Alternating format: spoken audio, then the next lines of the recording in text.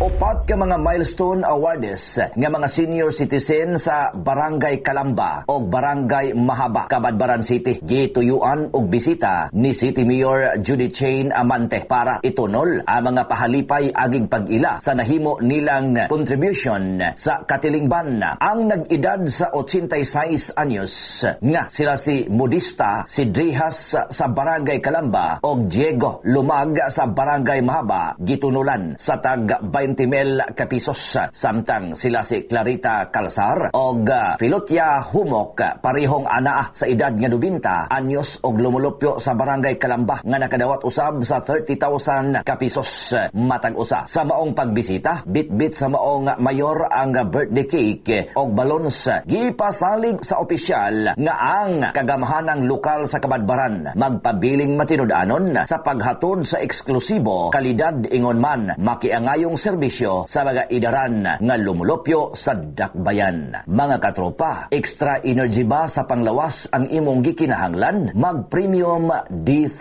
ka na. Alang sa nagkahiusang Pilipino para sa Pilipinas, Junje Lebrias, XFM News.